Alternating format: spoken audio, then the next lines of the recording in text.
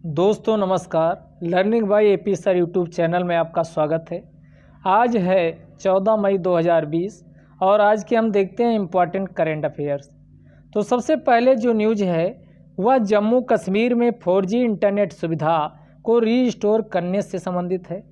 आपने देखा कि जब जम्मू कश्मीर में धारा 370 हटाई गई तो देश की एकता, अखंडता, संप्रभुता को ध्यान में रखते हुए वहाँ पर इंटरनेट सेवाएँ बंद कर दी गई थी और बाद में फिर 2G इंटरनेट सेवाएं उपलब्ध कराई गई, लेकिन वहाँ के नागरिकों के द्वारा, मीडिया पर्सन्स के द्वारा तथा सिविल सोसाइटी के द्वारा ये मांग की गई कि उनके मौलिक अधिकार का उल्लंघन हो रहा है, अतः उन्हें इंटरनेट की पहुंच होनी चाहिए।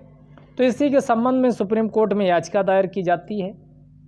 तो अभी हाल ही में सुप्रीम कोर्ट ने एक डिसीजन दिया है, उसी को हम देख लेते हैं। सुप्रीम कोर्ट ने इंटरनेट सुविधा को रीस्टोर करने से मना कर दिया, लेकिन मना तो किया, लेकिन इसके साथ ही सुप्रीम कोर्ट कुछ बोल के गया, वो देख लेते हैं। सुप्रीम कोर्ट ने कहा कि जम्मू कश्मीर में इंटरनेट की सुविधा को रीस्टोर करने के लिए एक हाई पावर्ड कमेटी गठित की जानी चाहिए, जिसकी अध्यक्षता गृह मंत्रालय के जो सचिव होंगे वो करेंगे।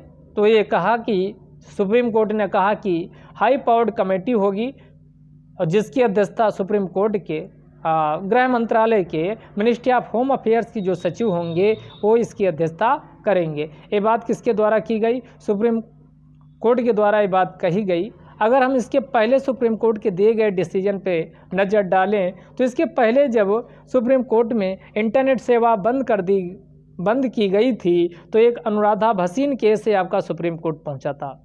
अनुराधा भसीन केस, जिसे अनुराधा भसीन केस 2020 के नाम से जाना जाता, असल में यह अनुच्छेद 370 हटाने के बाद जो यूटीज बनाया गया था जम्मू कश्मीर में लगाए गए प्रतिबंध, जो रिस्ट्रिक्शन कई तरह के लगाए गए थे, उन्हीं की रिव्यू करने के लिए, समीक्षा करने के लिए ये अनुराधा भसीन केस आपका सुप्रीम कोर्ट लाया गया था।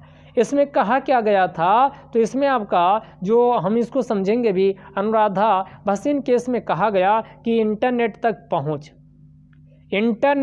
पहुंच क्या है? ये आपका अनुच्छेद 19(1) व अनुच्छेद 19(1)(a) व इसी का अनुच्छेद 19 का पार्ट है 1G। 1A में क्या है? वाक्य एवं अभिव्यक्त किया यानी स्वतंत्रता है। तो ये कहा गया कि इंटरनेट की पहुंच अनुच्छेद 19(1)(a) के अंतर्गत व्यक्तियों को मिली वाक्य एवं अभिव्यक्त की यानी आज़ादी को रेखांकित करता है, यानी इसके अंतर्गत शामिल है। और दूसरा कहा गया, अगर कोई व्यवसाय, व्यापार, वृत्ति या कारोबार इंटरनेट के माध्यम से होता है तो वो भी तो आपकी इसी के अंतर्गत आएगा, और यही बात आपकी अनुच्छेद 1G में कही गई है। तो इस संबंध में सुप्रीम कोर्ट ने कहा कि इस अधिकार से व्यक्तियों को वंचित नहीं किया जा सकता, लेकिन साथ ही बताया कि भारत सरकार पूरी स्वतंत्र है, वह देश की एकता, अखंडता, संप्रभुता, लोक व्यवस्था को बनाए रखने के लिए प्रतिबंध लगा सकती है, लेकिन साथ ही एक आपका सिद्धांत भी दिया है सुप्रीम कोर्ट ने कि यह लगाया गया प्रतिबंध अनुपातिकता के सिद्धांत के हिसाब से होना चाहिए। अनुपातिकता, इसी को कहा जाता है थ्योरी ऑफ प्रोपोर्शनैलिटी, यानी अनुपातिकता के सिद्धांत के हिसाब से रिस्ट्रिक्शन लगाया जाना चाहिए। यानी कि आप सरकार रिस्ट्रिक्ट कर सकती है, प्रतिबंध लगा सकती है, लेकिन इतना नहीं लगा सकती कि व्यक्ति की जो व्यक्तित्व का विकास है वह ही पूरी तरीके से बाधित हो जाए। वह उसी अनुपात में प्रतिबंध लगा सकती है जितना कि राष्ट्र की एकता, अखंडता, संप्रभुता व देश की लोक व्यवस्था के लिए आवश्यक है। तो आइए हम देखते हैं सरकार को प्रतिबंध लगाने की आज़ादी आखिरकार मिलती, ऐसे कौन से अधिनियम हैं जिससे सरकार को यह आज़ादी मिलती है कि वह यह अधिकार मिलता है कि वह इंटरनेट की सुविधा को काट सकती है। तो इंटरनेट सर्विसेज को सस्पेंड किया जाना के संबंध में हम देख लेते हैं क्या हमारे संविधान में व्यवस्था की गई या अलग कौन से ऐसे अधिनियम हैं। तो एक है आपका आईटी इंफॉर्मेशन टेक्नोलॉजी अधिनियम 2000, उसके बाद आपका क्रिमिनल प्रोसीजर कोड है, यानी इसी को क्रिमिनल प्रोसीजर कोड कहा जाता। आपराधिक दंड संहिता कहा जाता, जो कि 1973 है। इसके अलावा टेलीग्राफ अधिनियम, ध्यान दीजिएगा, टेलीग्राफ अधिनियम है 1885। तो ये 3 अधिनियम हैं जो ये बात करते हैं कि राज्य सरकार के द्वारा अर्थात भारत के द्वारा राष्ट्र की एकता, अखंडता, संप्रभुता की रक्षा के लिए आवश्यक सेवाओं के साथ साथ इंटरनेट की सेवाओं पर प्रतिबंध लगाया जा सकता। लेकिन ध्यान दीजिएगा 2017 के पूर्व जो भी इंटरनेट बंद किया गया था वह CRPC की धारा 144 के अंतर्गत किया जाता था। 2017 के पहले भी इंटरनेट बंद हुए हैं, लेकिन वो आपका CRPC की धारा 144, लेकिन इस बार जो इंटरनेट बंद किया गया तो इसमें आपका टेलीग्राफ अधिनियम 1885 की धारा 5(2) का प्रयोग किया गया। 5(2) ये जो आपका टेलीग्राफ अधिनियम 1885 है, धारा 5(2) क्या कहती है? 5(2) कहती है कि भारत की संप्रभुता, अखंडता के लिए इंटरनेट को निलंबित किया जा सकता है। किसके लिए? तो 2 शब्द यहाँ यूज किए गए। टेलीग्राफ अधिनियम 1885 की धारा 5(2) कहती है कि भारत की संप्रभुता व अखंडता के लिए इंटरनेट सेवाओं को निलंबित किया जा सकता है। तो ये यहाँ से आपका, अगर अब आपको सोचना हो कहाँ से आपका सरकारों को अधिकार मिलता है कि इंटरनेट सेवाओं को बंद कर दे, तो आपका टेलीग्राफ अधिनियम 1805 की धारा 5(2) में लिखा गया कि राज्य की अखंडता व संप्रभुता की रक्षा के लिए ऐसा किया जा सकता है। हालांकि इसके पहले हमने आपको बताया ही, अनुराधा भसीन केस 2020 में यानी सुप्रीम कोर्ट ने कहा कि वाक एवं अभिव्यक्ति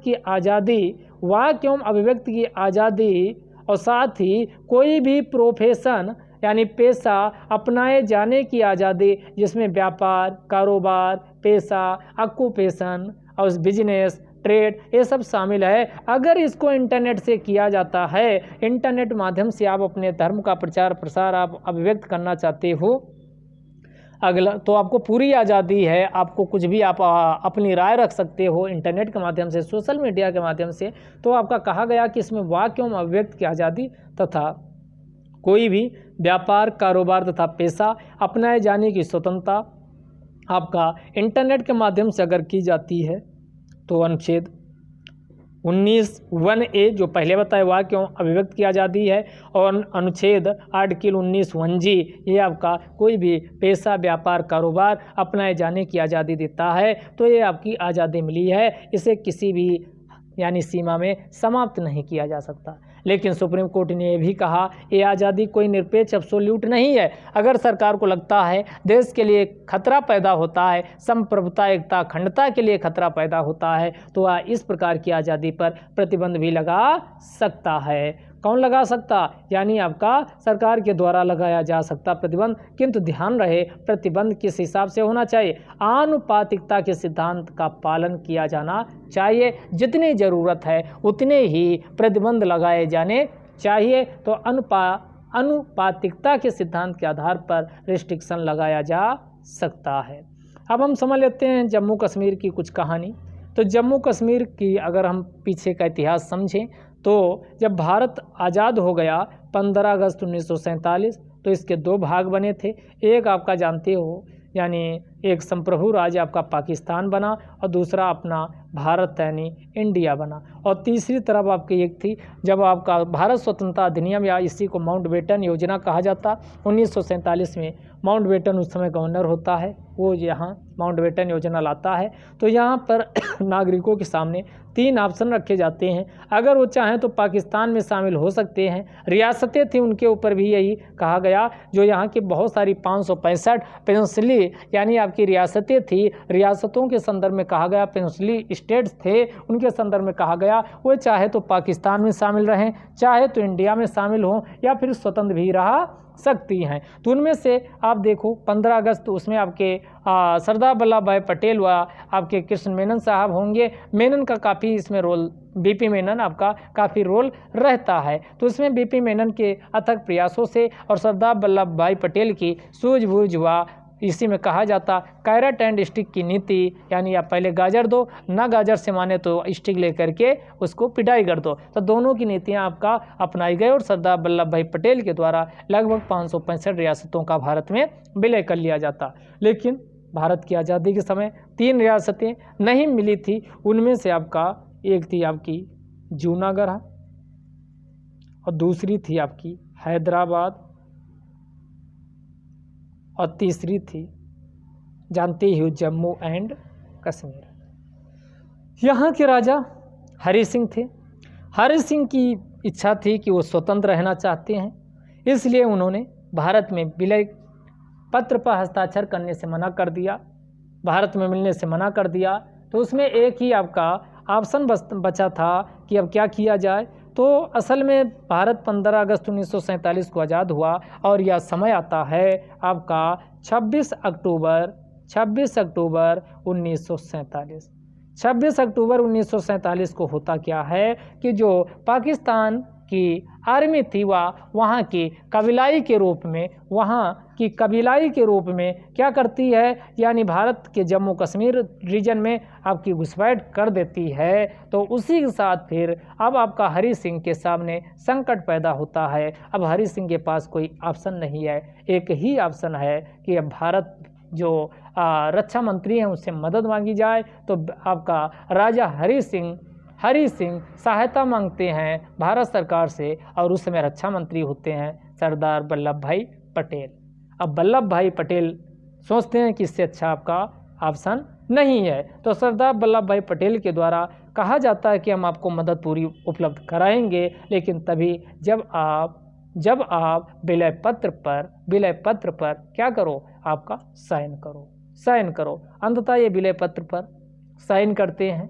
विलय पत्र पर हरि सिंह साइन करते हैं और ये स्थिति 26 अक्टूबर की है और भारत के द्वारा हवाई जहाज़ों के माध्यम से, थल आर्मी के माध्यम से हर तरीके से मदद पहुंचाई जाती है और इस प्रकार जम्मू कश्मीर को मुक्त कराया जाता है। तो इस प्रकार आपका रहा हरि सिंह के द्वारा साइन किया जाना और जम्मू कश्मीर को एज ए भारत के एक राज्य के रूप में आपका मान्यता प्रदान करना। इसके बाद आगे देखिएगा आगे क्या होता है। तो ये आपका इस प्रकार इसका विलय हो गया राजा हरि सिंह के हस्ताक्षर के बाद। फिर 1954 में होता क्या है, राष्ट्रपति के द्वारा एक आदेश पारित किया जाता है कि उसे एज ए स्टेट उसे माना जाएगा और ये आदेश आता है, इसी को प्रेसिडेंशियल आर्डर राष्ट्रपति आदेश के नाम से जाना जाता है। 14 मई 1900 आज 14 मई है भी, तो आज के ही दिन आया था 14 मई 1954 को प्रेसिडेंशियल आर्डर पारित किया जाता है और जम्मू कश्मीर को एक भारत का स्टेटस, विशेष स्पेशल स्टेटस दिया जाता है। धारा 370 शामिल की जाती है, इस प्रकार जम्मू कश्मीर को एक स्पेशल यानी स्टेटस दे दिया जाता है। लेकिन आगे चलकर होता क्या है कि इसके बाद होता क्या है कि 1956 में जम्मू कश्मीर का क्या बनता है, संविधान बनाया जाता है और उसे 1957 से लागू कर दिया जाता है। जम्मू कश्मीर एक अलग आपका राज्य होता है भारत का, जिसका अपना अलग का संविधान होता है और यहाँ के नागरिक आपके राज्य के भी नागरिक माने जाते हैं। तो इस प्रकार जम्मू कश्मीर में आपका संविधान वो अपना अलग बनाता है। आपको इसी के साथ बताते चलें कि जम्मू कश्मीर में संविधान को लेकर के संविधान सभा का गठन पहले हो गया था, संविधान सभा का गठन पहले हो चुका था, लेकिन आपका संविधान जो लागू हुआ 1957 में लागू हुआ। तो इस प्रकार जम्मू कश्मीर का विलय किया गया था। लेकिन अभी हाल ही में जम्मू कश्मीर को लेकर के एक आपका पुनर्गठन संशोधन अधिनियम बनाया गया, जिसे 2019 के नाम से जाना जाता है, जम्मू कश्मीर पुनर्गठन संशोधन अधिनियम 2019। इसके अनुसार जम्मू कश्मीर को लद्दाख व जम्मू कश्मीर 2 केंद्र शासित प्रदेशों के रूप में पुनर्गठित किया जाता है और ये 5 अगस्त 2019 को राज्यसभा से प्रस्ताव पारित होता है। 6 अगस्त 2019 से या लोकसभा से प्रस्ताव पारित होता है। 9 अगस्त 2019 को राष्ट्रपति अपनी मंजूरी देते हैं और 31 अक्टूबर 2019 से इसे गजट में प्रकाशित कर दिया जाता है और उसी दिन से यह प्रभाव में आ जाता है। केम इनटू फोर्स 31 अक्टूबर 2019 को हो जाता है। इसमें 22 जिले के रूप में इसे बांटा जाता है, जिनमें आपके 3 डिवीज़न बनाए जाते हैं। पहले 2 डिवीज़न हुआ करते थे, जम्मू डिवीज़न, कश्मीर डिवीज़न और लद्दाख डिवीज़न बनाया जाता है। तो ये ध्यान दीजिएगा। तो इस प्रकार वर्तमान की क्या रही है व्यवस्था, और यहाँ धारा 35A व धारा 370 दोनों को समाप्त कर दिया जाता है, जो जम्मू कश्मीर को एक स्पेशल स्टेटस का दर्जा देती थी। 35A के अनुसार जाओगे तो वहाँ जम्मू कश्मीर से बाहर अगर कोई महिला शादी करती तो उसके बच्चों को प्रॉपर्टी व अन्य अधिकारों से वंचित माना जाता था, और जम्मू कश्मीर में कोई बाहरी व्यक्ति ना तो प्रॉपर्टी और ना ही ज़मीन वहाँ पर परचेज या खरीद सकता था। अब हम इसके कुछ फैक्चुअल बात करें तो जम्मू कश्मीर में, यानी जब जम्मू कश्मीर बना तो इसके पहले गवर्नर और अंतिम गवर्नर, पहले प्रधानमंत्री वहाँ उस समय मुख्यमंत्री को एज ए प्रधानमंत्री के रूप में जाना जाता था। तो समझ लेते कौन थे और अंतिम कौन थे। तो यहाँ पहले जो गवर्नर थे इन्हीं को सदर ए रियासत कहा जाता था। सदर ए रियासत प्रथम कौन थे तो करण सिंह को बनाया गया था। सदर ए रियासत की हम बात करें तो आप समझिएगा गवर्नर की बात कर रहे हैं। तो यहाँ पहले सदर ए रियासत कौन थे तो यहाँ पर करण सिंह थे, जो कि 1954 से लेकर 65 के बीच बनते हैं, और दोबारा 65 से 67 यानी 2 साल और बनते हैं, तो ये 1967 तक यहाँ करण सिंह होते हैं। सदर रियासत गवर्नर प्रथम गवर्नर थे, अगर प्रथम गवर्नर पूछा जाए। अंतिम गवर्नर कौन होते हैं सत्यपाल मलिक होते हैं, जो कि 2018-19 के बीच होते हैं। तो सत्यपाल मलिक प्रथम आपका प्रधानमंत्री का मतलब सीएम को प्रधानमंत्री कहा जाता। 1947 से 48 के बीच यहाँ मेहरचंद महाजन को बनाया जाता है, और अंतिम आप महबूबा मुफ्ती 2016 से 18 के बीच यहाँ के क्या रहती हैं प्रधानमंत्री रहती हैं। आइए इतिहास समझते हैं। तो हमने पीछे बता ही दिया 1951 में संविधान सभा का गठन हुआ। 1954 में बात करें तो भारत में राज्य के रूप में अधिग्रहण हुआ। 57 में जम्मू कश्मीर का संविधान बना, और 2019 में जम्मू कश्मीर से धारा 370 को हटाया गया व धारा 35A को हटाया गया। अब इस बार के क्वेश्चन उठा के पेपर देखिएगा, पूरी जो कहानी बताए हैं इसी कहानी से 4 स्टेटमेंट का क्रोनोलॉजी जम्मू कश्मीर के संदर्भ में क्वेश्चन आपका पूछा गया था PCS प्री 2018 में।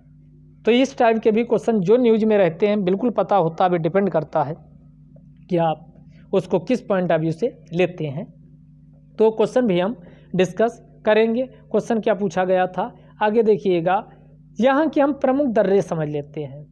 जो जम्मू कश्मीर के प्रमुख दर्रे हैं उन जम्मू कश्मीर के प्रमुख दर्रों के बारे में आज हम जान लेते हैं। तो इसके लिए हमने एक ट्रिक बनाई है। यहाँ प्रमुख दर्रे कौन है, यानी बुर्जिला है, जोजिला है, काराकोरम है, पीर पंजाल है, बनिहाल है। तो प्रमुख दर्रों की बात करें तो बुर्जिला या बुर्जिल इसी को कहा जाता, जोजिला है, काराकोरम है, पीर पंजाल है, बनिहाल है। तो हमने इसकी ट्रिक बनाई और ट्रिक पे गौर कीजिएगा। ये ट्रिक क्या है, बुर्ज जा कापी बना। बुर्ज जा कापी, मान लो बुजुर्ग कोई व्यक्ति है तो उसी से आप कहते हो जाइए कापी बनाइए आप, तो जाता है वो कापी बनाने के लिए। तो इसमें आपने क्या कहा उसको, बुर्ज जा कापी बना। तो इससे आपका क्या क्या निकल आया, बुर्ज से बुर्जिल हो गया, जा से आपका जोजिला हो गया, जोजिला, कापी से काराकोरम हो गया, और पी से आपका पीर पंजाल हो गया, बना से आपका बनिहाल हो गया। तो ये 3 दर्रे आपके इससे निकल आए। और इसमें ध्यान रखिएगा जोजिला दर्रा आपको ध्यान रखना, क्योंकि जोजिला जो दर्रा है या पास है या श्रीनगर को लेह एवं कारगिल से कनेक्ट करता है। श्रीनगर को लेह एवं कारगिल से कनेक्ट करने का काम कौन करता है तो जोजिला करता है। कौन करता है, जोजिला। तो क्वेश्चन आपका जोजिला से पूछा गया था। जोजिला इसी में से PCS 2016 के पेपर में पूछा गया था कि किसको कनेक्ट करता है। तो ध्यान दीजिएगा, जो जोजिला है या श्रीनगर को लेह या कारगिल से कनेक्ट करता है। अगर हम ये आपका मैप बनाएं इसका जम्मू कश्मीर का, तो इधर साइड आपका ये आपका लेह कारगिल है और श्रीनगर ये इस साइड है। तो ये जो रास्ता ये गया है ये आपका किससे कनेक्ट होता, जोजिला से आपका कनेक्ट होता है। तो जोजिला ध्यान रखिएगा, श्रीनगर आमने सामने ये कनेक्ट करता, श्रीनगर को लेह या कारगिल से कनेक्ट करता है। लेह और कारगिल लद्दाख डिवीज़न के अंतर्गत आता है। अब हम बात करें पीर पंजाल, तो पीर पंजाल क्या करता है, ध्यान दीजिएगा, जो श्रीनगर है एक कश्मीर घाटी में आता है। किस घाटी में आता है, ये कश्मीर घाटी में आता है। और यहाँ नीचे आओगे तो नीचे यहाँ है जम्मू, नीचे है आपका जम्मू, तो इससे जो एक कनेक्ट करता है इसी को पीर पंजाल कहा जाता है। क्या कहा जाता है, यानी पीर पंजाल कहा जाता है। तो जम्मू को कश्मीर घाटी से कनेक्ट करने वाला दर्रा कौन है, तो जम्मू को कश्मीर घाटी से कनेक्ट करने वाला दर्रा आपका पीर पंजाल है। कौन सा है, पीर पंजाल है। आगे देखिएगा एक दर्रा और ध्यान रखिएगा, बनिहाल। ये बनिहाल दर्रा भी जम्मू कश्मीर में है और बनिहाल दर्रा में ही 1956 में 1956 में पंडित जवाहरलाल नेहरू के द्वारा जवाहर सुरंग का निर्माण करवाया गया था। और ध्यान दीजिएगा यह दर्रा जम्मू को श्रीनगर से, हमने अभी बताया आपका पीर पंजाल को जम्मू को कश्मीर से कनेक्ट करता है, लेकिन जम्मू को श्रीनगर से कनेक्ट करने का जो रास्ता है, श्रीनगर को कनेक्ट करने का रास्ता वो आपका कौन सा है, वो आपका जवाहर सुरंग में इस आपका जिससे जवाहर सुरंग बनाई गई, यानी बनिहाल दर्रा है।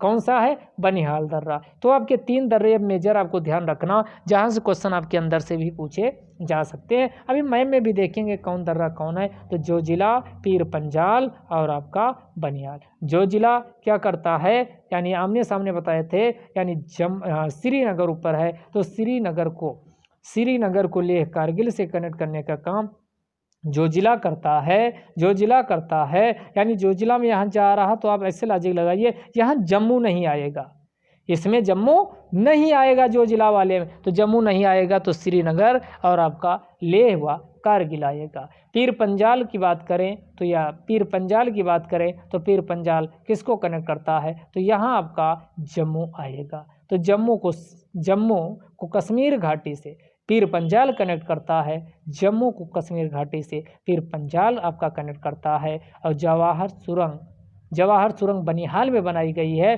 और बनिहाल दर्रा जम्मू को श्रीनगर से कनेक्ट करता है, जम्मू को श्रीनगर से कनेक्ट करता। अब आपका क्लियर हो गया होगा। अन्य दर्रों की बात करें तो यहाँ पर सारे लापा वाले हैं, चांगला, खारदुंगला, लनकला, एमिसला, पेंसिला, परपिकला, अघिल दर्रा, ये सब आपके कहाँ हैं, जम्मू कश्मीर में।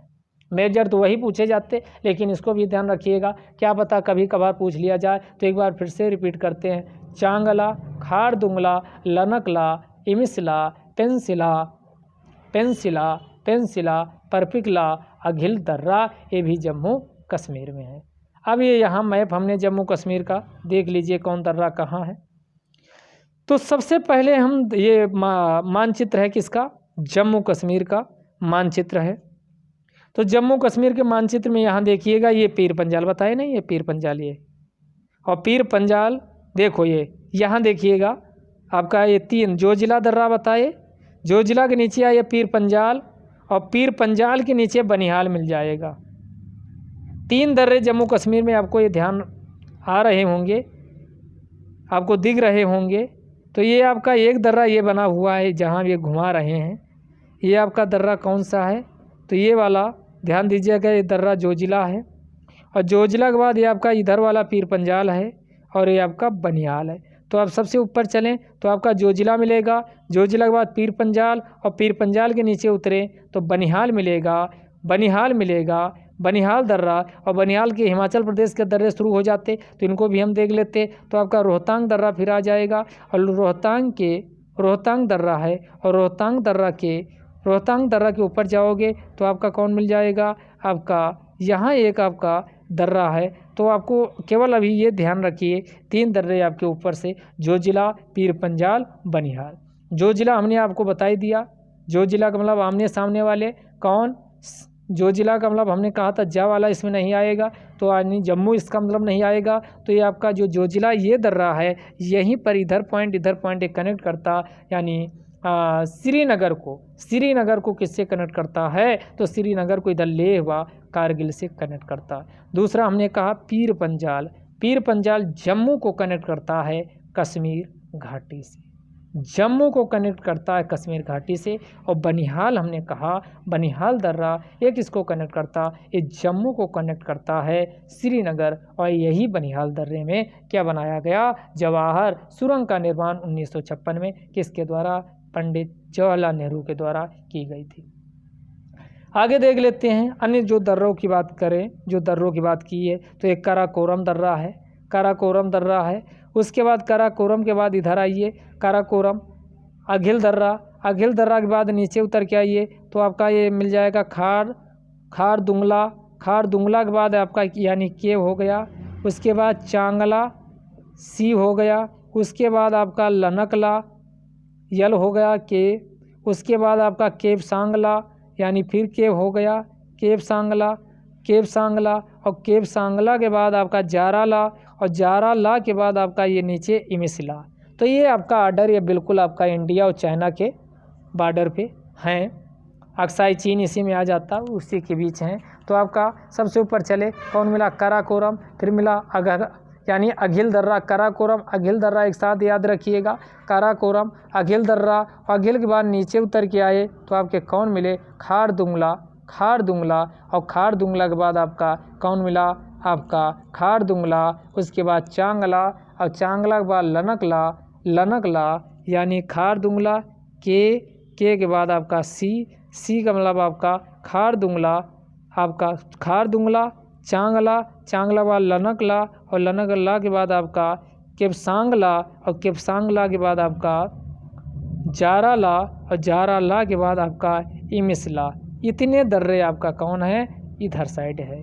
तो आपकी ये आपका कोड बना सकते हो, क्या बन गया आपका केसीसी होता है तो केसीसी याद रखिए, केसीसी किसान क्रेडिट कार्ड हो गया। केसीसी एलके, तो एलके आपका एलक्यू इससे याद रखिए, केसीसी यानी एलक्यू का मतलब लखनऊ में, केसीसी लखनऊ में। और ये आपका जी मान लो कोई है तो आप साफ बनवाते हो तो केसीसी लखनऊ में जी बना, तो आप ऐसे आपका या कि कोई पूछता आपका केसीसी कहाँ बना तो उससे कहते हो केसीसी लखनऊ में जी बना। तो ऐसे जवाब देते हो तो आपका इधर वाले भी दर्रे आपके बैट्रिक याद हो जाएंगे। तो आपका के से हो गया खार दंगला, और सी से आपका हो गया चांगला, यल से आपका क्या हो गया यानी यल से आपका लनकला हो गया, और फिर के से आपका हो गया कौन वाला केपसांगला, और केपसांगला के बाद जे आपका क्या हो गया जाराला, और जाराला के बाद आई हो गया इमिसला। इमिसला ये प्रमुख दर्रे अन्य आपके कहाँ हैं, मुर्जा कांपी बना। एक ट्रिक हो याद रखिएगा, और दूसरी ट्रिक ये बताए केसीसी जी केसीसी। आप पूछते हो कि कहाँ केसीसी बना, कोई पूछता आप तो उससे आप उसको जवाब देते हो कि केसीसी एलक्यू में बना जी, केसीसी एलक्यू में बना जी। तो के से आपका खार दुंगला, सी से आपका चांगला, यल से आपका लनकला, और के से आपका केपसांगला, और फिर जे से जाराला, आई से इमिसला। ये नॉर्थ से साउथ या आर्डर लगाने के लिए भी आईएएस में पूछा जा सकता। तो यही आपका चूँकि बहुत सारे दर्रे जम्मू कश्मीर में हैं तो ये आर्डर भी यही है। केसीसी कहाँ बना जी, तो केसीसी एलक्यू में बना जी। तो आपका क्या क्या हो जाएगा, खार दुंगला, चांगला, उसके बाद लनकला, फिर आपका के से आपका क्या हो जाएगा केपसांगला, जाराला, इमिसला। ये आपके जम्मू कश्मीर के प्रमुख दर्रे हैं। आगे आइए, आगे देख लेते हैं। ऊपर आपके दो दर्रे और ध्यान रखना, काराकोरम और आपका अघिल। और इसके बाद एक और इधर देख लीजिए इस साइड में, यहाँ देखिए दो है, एक है मिनताका पास, और मिनताका के बगल है आपका परपिक, इसी के बगल एक परपिक है, एमपी, ऐसे याद रखिएगा एमपी। तो आपका कौन हो जाएगा, मिनताका पास और परपिक दर्रा। अब सारे हो गए एमपी, यानी एमपी भी आप ध्यान रखिएगा। तो एमपी, तो एम से क्या हो जाएगा मिनताका पास, और उसके बाद आपका पी से परपिक पास, काराकोरम अघिल पास, और फिर आपका केसीसी कहाँ बना जी, तो केसीसी एलक्यू में बना जी। तो सारे दर्रे जम्मू कश्मीर के ख़त्म होते हैं। तो हमने अभी तक आपको जम्मू कश्मीर के सारे दर्रे बता दिए, उत्तराखंड के सारे दर्रे बाई ट्री बता दिए। और आपका हिमाचल प्रदेश के सारे दर्रे बाई ट्रेन, सिक्किम के सारे दर्रे, अरुणाचल प्रदेश के सारे दर्रे बाई ट्रिक बता दिए। अब आपका कोई क्वेश्चन गलत नहीं होना चाहिए। कुछ भी दर्रा से रिलेटेड यहाँ अभी साउथ के बचे हैं तो साउथ के 2-3 दर्रे इंपॉर्टेंट हैं, वो आपको बता देंगे। इसी के साथ दर्रा वाला आपका काम खत्म हो जाएगा। आइए हम देखते हैं यहाँ के कुछ राष्ट्रीय पार्क, नेशनल पार्क की अगर हम बात करें, जम्मू कश्मीर की ही बात की हैं तो जम्मू कश्मीर की बात कर लेते हैं। जो बहुत आपका फेमस है वो आपका हेमिस नेशनल पार्क यहाँ है, हेमिस नेशनल पार्क है, लिख लीजिएगा इसको।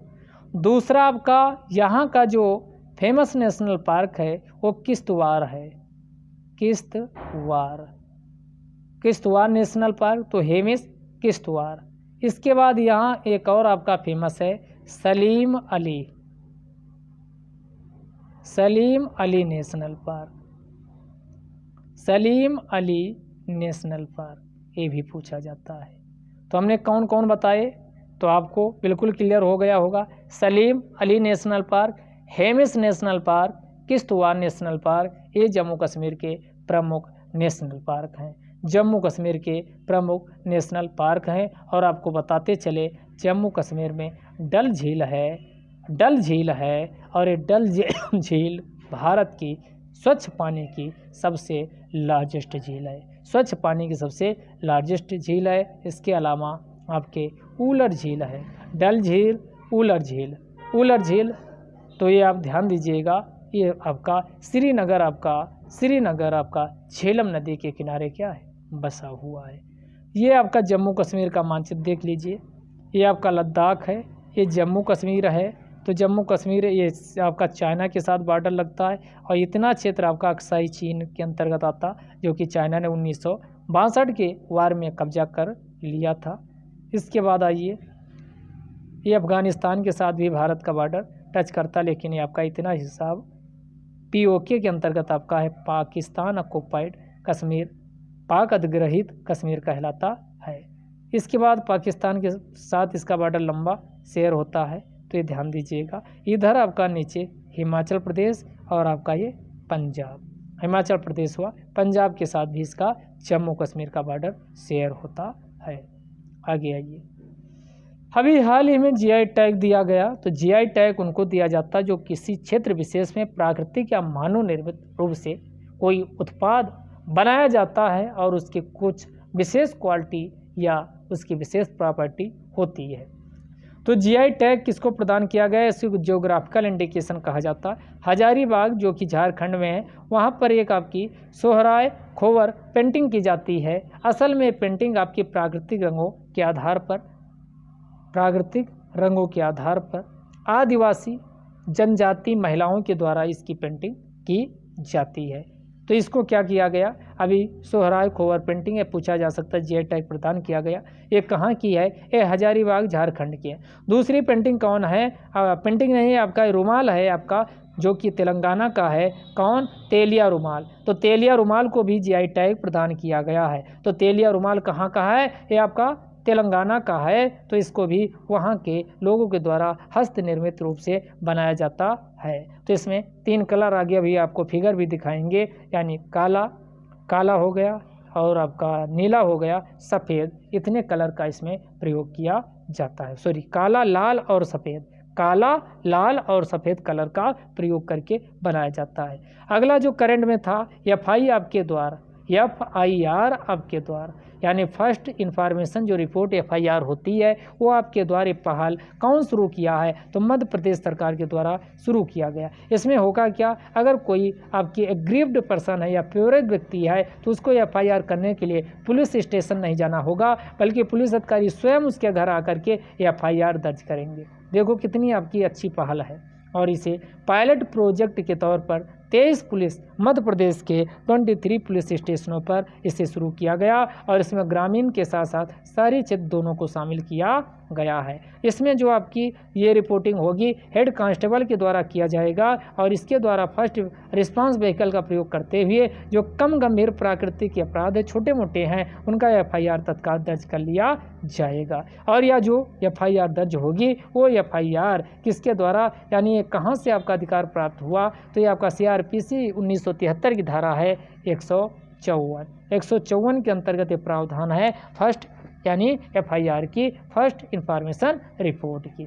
आगे आइए, मूडीज के द्वारा भारत की अर्थव्यवस्था, भारत जैसे अर्थव्यवस्था की रेटिंग की जाती है। तो भारत की अर्थव्यवस्था की रेटिंग यानी क्या की गई 2020-21 में कहा गया कि 2020-21 में पहले कुछ और बताया गया था और फिर से इन्होंने बताया कि भारत की अर्थव्यवस्था की समृद्धि दर 0% रहने वाली है 2020-21 से। इसके पहले 2.6% इसी अवधि के लिए बताया था, लेकिन अपनी रेटिंग में उसने परिवर्तन किया है और 2020-21 के लिए 2021-22 के लिए बताया कि यह 6.6% रह सकती है।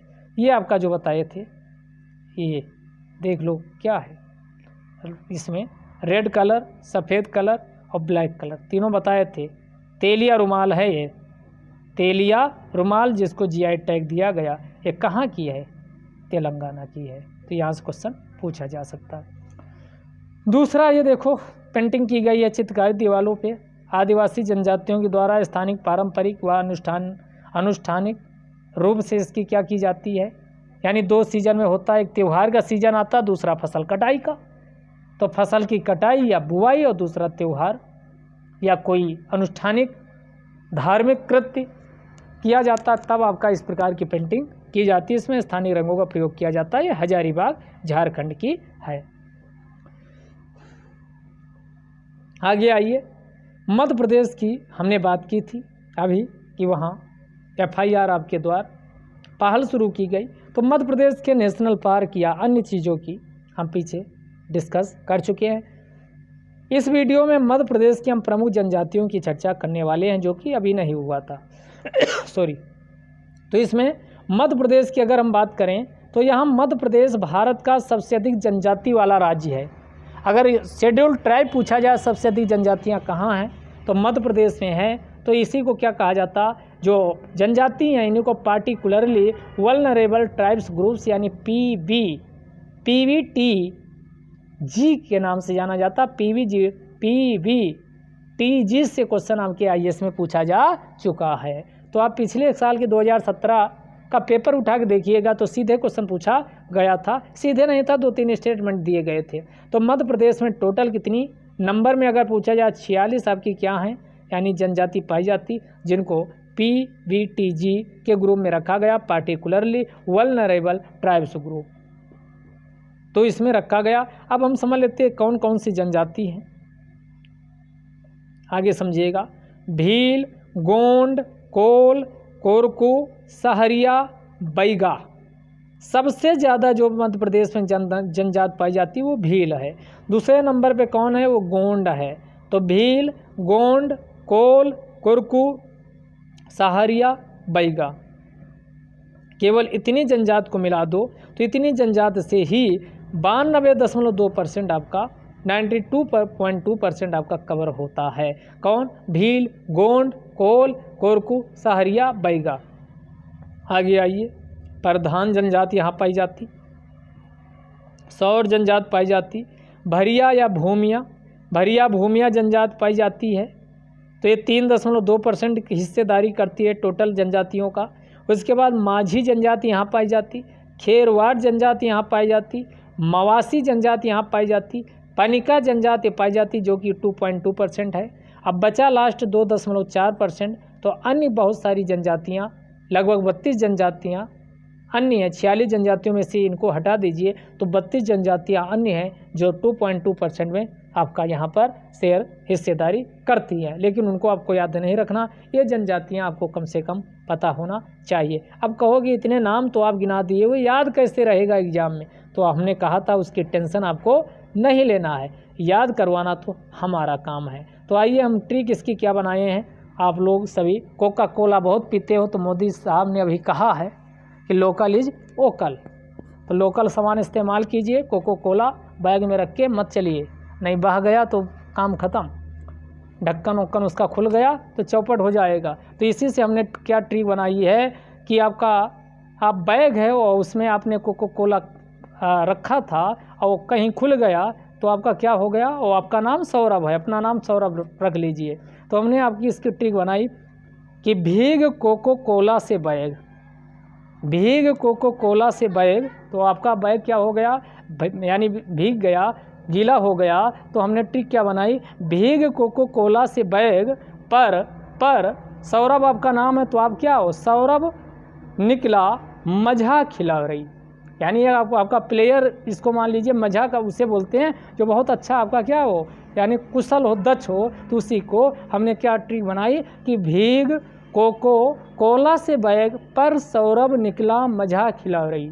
और मझा खिला रही निकला तो एक करेगा क्या, उसके पास कुछ मेवे भी रखे हुए था। तो अब कोको कोला बह गया, तो अब आप क्या करता, तो मेवा खाया, तो मेवा खाकर पानी पिया, मेवा खाकर पानी पिया, कोको कोला की बजाय पानी पिया। तो इसी के साथ जितनी ये 12-13 जनजातियाँ थी सभी इसी में आ गई। अब बारी बारी से उठाते हैं और देखते हैं कि क्या सभी इसी में आई कि नहीं आई। तो हमने क्या ट्रिक बनाई थी, आप 2-3 बार इसको रिपीट कीजिए कि भीग कोको कोला से बैग पर सौरभ, अपना नाम सौरभ रख लीजिए, सौरभ निकला मझा खिला रही, मेवा खाकर पानी पिया, मेवा खाकर पानी पिया। तो यहाँ भी से भील हो गया, गा से आपका गोंड हो गया, और कोको से आपका कोरकू हो गया। और फिर हमने कहा था कि कोको कोला, कोला से कोल हो गया अगला, और उसके बाद आइए सा से सहरिया हो गया, और फिर बैग से बैगा हो गया, और फिर पर से प्रधान हो गया, और सौरभ से सौर हो गया, और भा से आपका भरिया भूमिया हो गया, और मझा से माझी हो गया। उसके बाद प्लेयर या खिलौरी से कुछ नहीं है, और मेवा से आपका माझी, आपका क्या हो गया, माझी हो गया। उसके बाद आपका खाकर से आपका खेरवार हो गया। उसके बाद आपका पानी से आपका, यानी खाकर पानी, पानी से आपका पनिका हो गया, और पिया से आपका क्या हो गया, पिया से ध्यान दीजिएगा अंत में आ रहा, तो अगरिया हो गया। तो ये प्रमुख जनजातियाँ क्या हैं, इतनी मध्य प्रदेश में पाई जाती हैं। तो इतनी आप ध्यान रखिएगा। और ख़ासकर एमपी के लिए अब आगे जो हम डिस्कस करेंगे, इनकी जो कल्चर है या कुछ इनकी विशेषताएं हैं, वहाँ से क्वेश्चन जरूर यूपीएससी और आईएएस और पीसीएस पूछता है, यानी एग्जाम में पूछे जाते हैं। तो उसकी भी हम डिस्कस काफ़ी डिटेल में करने वाले हैं। अब प्रत्येक पहले आप जान लीजिए कौन कौन जनजातियाँ, उनकी ट्रिक क्या है, ये आपका ध्यान रहेगा। तो अन्य आपका कल्चर, उनकी संस्कृति, उनकी भाषा, रहन सहन समझना और आसान होगा। तो आपका ट्रिक तैयार हो गई, क्या ट्रिक तैयार हो गई, आप फिर से एक बार रिपीट कीजिए। यानी भीग कोको कोला से बैग पर, सौरभ आपका नाम था, सौरभ निकला मझा खिला रही, मेवा खाकर पानी पिया, काम खत्म। तो ये आपकी इतनी जनजातियाँ कहाँ की थी, आपकी मध्य प्रदेश। तो हमने जनजातियाँ त्रिपुरा की सारी बता दी, त्रिपुरा के नेशनल पार्क ये सारा कुछ हो गया, नदियाँ सब हो गई, अरुणाचल प्रदेश हो गया, सिक्किम हो गया, उत्तराखंड की सारी जनजातियाँ हो गई, और आपका जम्मू कश्मीर की जनजातियाँ भी बची हैं, उसको भी किसी दिन बताएंगे। इसके बाद हिमाचल प्रदेश का हो गया, हिमाचल प्रदेश के बाद मध्य प्रदेश हो गया, उड़ीसा की जनजातियाँ सारी वो अन्य विशेषताएँ हो गई, झारखंड की अन्य विशेषताएँ हो गई।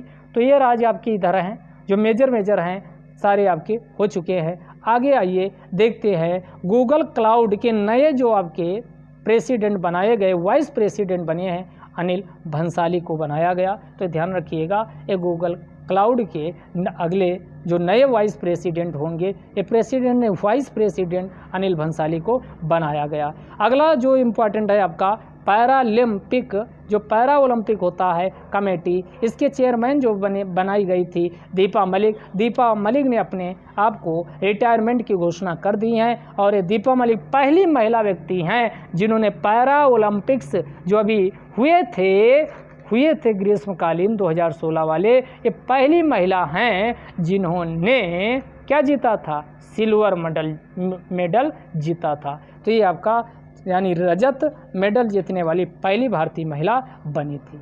अगला देख लेते हैं जो इम्पोर्टेंट है, उसकी बात कर लेते हैं। तो आपका लार्जेस्ट थर्मल पावर स्टेशन जो भारत का है, वो आपका थर्मल पावर की बात यहाँ हो रही, वो NTPC विंध्याचल है, जिसकी कैपेसिटी कहाँ कितनी है, 4760 मेगावाट है, 4760 मेगावाट है, और यह मध्य प्रदेश में स्थित है। कहाँ है, मध्य प्रदेश के सिंगरौली जिला में स्थित है। तो ये कहाँ है, सिंगरौली जिला आपका मध्य प्रदेश में है। तो सीधे अन्य क्वेश्चन पूछ लेगा, तो आपका सिंगरौली जिला मध्य प्रदेश में है। इसकी स्थापना कब हुई थी, 1987 में इसकी स्थापना की गई थी। अगला UPSC union public service commission के सचिव के रूप में वसुधा मिश्रा की वसुधा मिश्रा की नियुक्ति की गई है और ये तेलंगाना कैडर की 1987 बैच के IAS अधिकारी हैं। वसुधा मिश्रा अधिकारी हैं, ये महिला हैं, नाम से ही आपको लग रहा है। तो UPSC की अगर बात करें तो इसकी स्थापना 1926 में की जाती और इसकी चर्चा हमने भारत शासन अधिनियम 1919 पॉलिटी वाले वीडियो में काफ़ी डिटेल से किए हैं, तो वहाँ आपके वीडियो देखिएगा, आपको मिल जाएगा। तो भारत शासन अधिनियम 1919 आता, उसी के अंतर्गत 1926 में आपकी ऑल इंडिया जो सेवाएं होती हैं, केंद्रीय सेवाएं होती हैं, उनका आयोजन करने के लिए UPSC का गठन किया जाता। अब हम बात करें ऑल इंडिया की बात है तो ऑल इंडिया सर्विसेज भारत में केवल 3 हैं। एक आपकी IAS है, दूसरी आपकी IPS है और तीसरी आपकी IFOS है। यहाँ से भी क्वेश्चन पूछा जा चुका, यानी इसी को इंडियन एडमिनिस्ट्रेटिव सर्विस, भारतीय प्रशासनिक सेवा, इंडियन पुलिस सेवा सर्विस, भारतीय पुलिस सेवा, इंडियन फॉरेस्ट सर्विस। ये फॉरेन नहीं है, ध्यान दीजिएगा, ये भारतीय फॉरेस्ट सर्विस है, इंडियन फॉरेस्ट सर्विस है, भारतीय विदेश सेवा ना हो करके बल्कि भारतीय वन सेवा है। तो 3 अखिल भारतीय सेवाएं हैं। इसके बाद CBSE के भी आपके अगले न्यू चेयरमैन किसको बनाया गया? मनोज आहूजा को बनाया गया, जबकि वाइस चेयरमैन अनुराग जैन को बनाया गया। तो CBSE की बात किए तो CBSE की बात कर लेते हैं कि CBSE है क्या। तो central board of secondary education, इसकी फुल फॉर्म है यानी central board of secondary education के नाम से इसे जाना जाता है।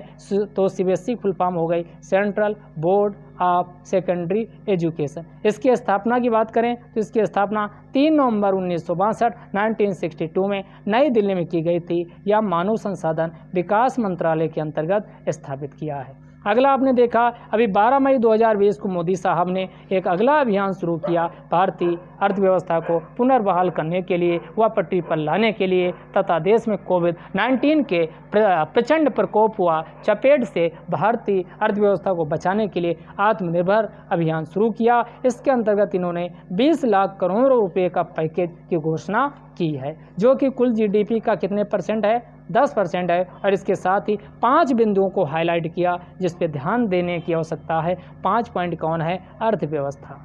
कहा जो छोटे मझोले उद्योग हैं इनको विशेष यानी राहत प्रदान किया जाए और हम आत्मनिर्भर बने। तो पहला इकोनॉमी, दूसरा अवसंरचनागत विकास किया जाए, बेटर इंफ्रास्ट्रक्चर होना चाहिए। तीसरा जो प्रणाली यहाँ की है उसमें भी सुधार होना चाहिए। तीसरा जनसांख्यिकी डेमोग्राफी का हम क्या करें? भारत जनांकी लाभांश की स्थिति में है, यानी उसका भी ऑप्टिमम यूटिलाइजेशन होना चाहिए। अगला डिमांड एंड सप्लाई चेन को भी क्या किया जाए? ठीक किया जाए। जितनी मांग है उतनी सप्लाई भी होनी चाहिए। सप्लाई होनी, जितनी मांग है उतनी आपकी डिमांड और सप्लाई बिल्कुल आपका चलना चाहिए, बैलेंस बना होना चाहिए। तो अर्थव्यवस्था और संरचना, प्रणाली, जनसांख्यिकी, मांग व आपूर्ति श्रृंखला पर ध्यान दिए जाने की आवश्यकता है। और सबसे लास्ट आज का जो आपका करंट अफेयर्स है, अभी एक बायोपिक काफ़ी चर्चा में रही है, अभी प्रकाशित नहीं हुई। फाइंडिंग फ्रीडम नाम की आपका ये बायोपिक है और ये पहली बायोपिक है जो किसी यानी प्रिंस राजकुमार पर लिखी गई है और ये अगस्त में प्रकाशित होगी, अगस्त 2020 में। तो ये किसने लिखा है? तो इसको ध्यान दीजिएगा, ये किस पे लिखी गई है? तो ये राजकुमार प्रिंस हैरी व मेघन मार्कल प्रिंस हैरी व मेघन मार्कल पर पहली बायोपिक होगी और ये पहले व्यक्ति होंगे जो आपके शिफ्ट होंगे ये ब्रिटेन से, कहाँ? USA में। तो ये फाइंडिंग फ्रीडम इसका नाम दिया गया और इसको लिखे हैं 2 व्यक्ति, ओमिस काबी व कैरोलिन डूरंड के द्वारा लिखा गया। ओमिस काबी व कैरोलिन डूरंड के द्वारा इस बायोपिक को लिखा गया है। अगर हम फोटो की बात करें तो ये आइए देखिए, फाइंडिंग फ्रीडम, ये आपके हैं प्रिंस हैरी और इनकी वाइफ। तो आपका आज का डिस्कशन यहीं समाप्त होता है। तब तक के लिए आपको धन्यवाद।